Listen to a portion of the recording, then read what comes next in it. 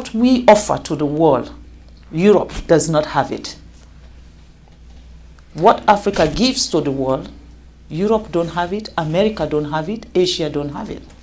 Because we are not mining in China, we are not doing any mining in America or mining in Europe. But they're doing it in every part of Africa. Not just Sierra Leone, go to Democratic Republic of Congo, go to Botswana, go to Angola, go everywhere there is mineral resources.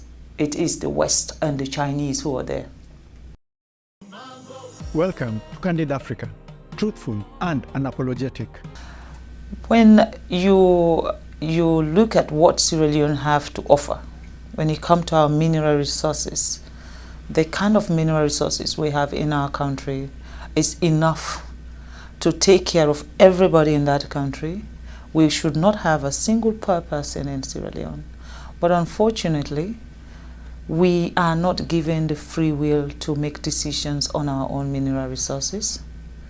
There's always Big Brother who decides. And when you fight and say, no, we are not going to do this, they use the system to stop you. It's either they set you up with the opposition and they'll be supporting the opposition against you from the back, or they cause unnecessary chaos in your country so that you are not able to even govern your own people. They will do things to make you not to be functionable. And of course, any country that don't have peace cannot develop. You have to have peace before you talk about development. I'll give you a simple example about Sierra Leone. Every mining company that is in Sierra Leone today is owned by a foreigner. Every mining company.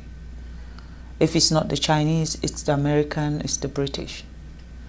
Our electricity, Bumuna, is run by the British, and we still don't have light. We're looking for light, electricity. If you don't have electricity, how can you talk about education? How can you talk about health facility? How can you talk about improving the infrastructure of your country? We don't have electricity.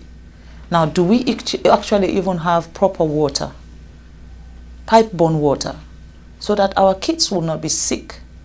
We don't have those facilities. Why?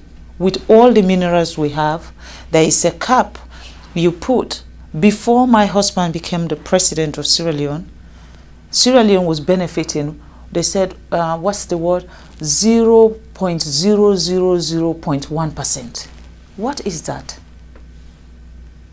Basically, a company can take as much as $100 million out of the country in terms of minerals, and then they can just give the country $10,000. Now, what will $10,000 do for our health system? What does $10,000 do for our educational system? And these are the things I believe that are stopping Africa from progressing. We don't have a say. The sense about us celebrating independence, I don't know why we celebrate independence, because we are not free.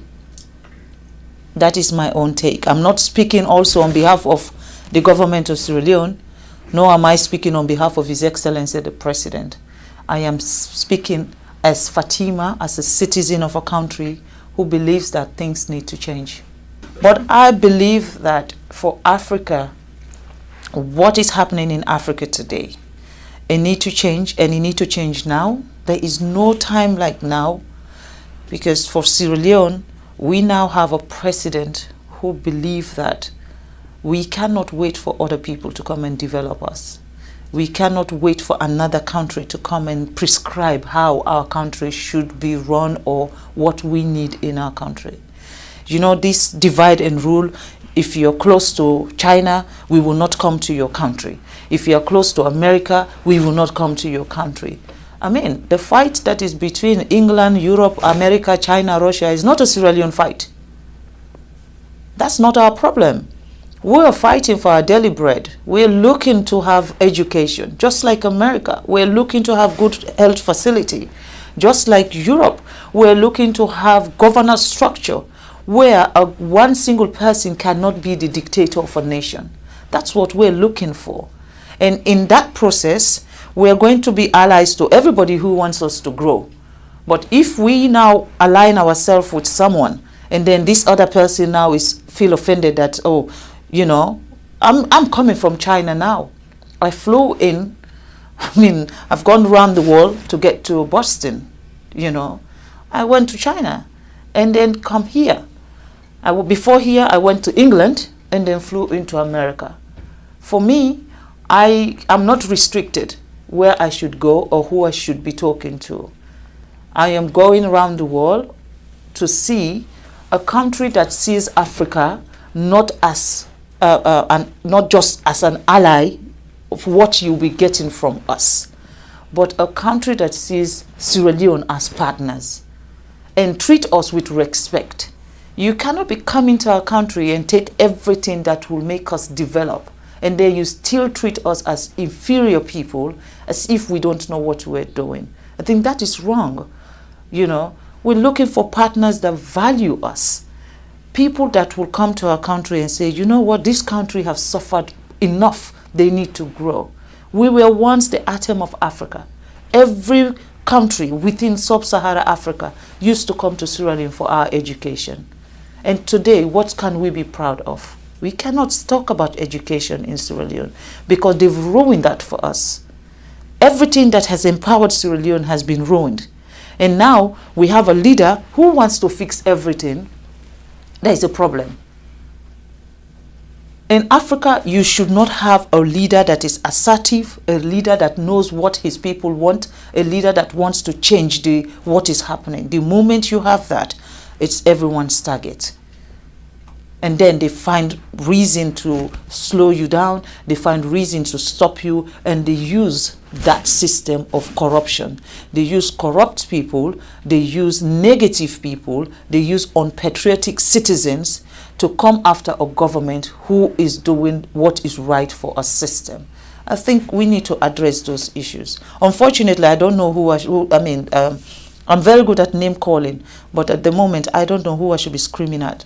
One of the most serious issues I have with the United Nations is the fact that Africa is not part of the Security Council.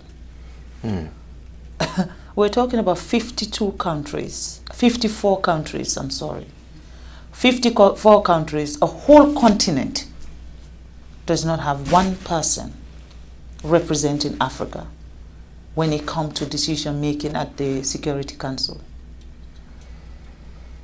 And I'd observe also that no African country has its own executive director at the World Bank either. No, unfortunately, Yes. we don't know how to manage money.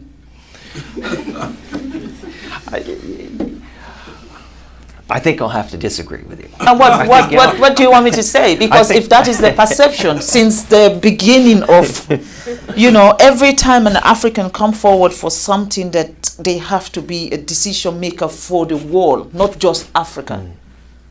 It's just not possible. I understand. So what can I say? There must be a prescription somewhere that says, Africa, you are not good enough. Well, it might be revolutionary, but I'm going to say it right here. Africans should be in charge of Africa. I believe that also that Africans' issue can only be enhanced when Africans decide to do that.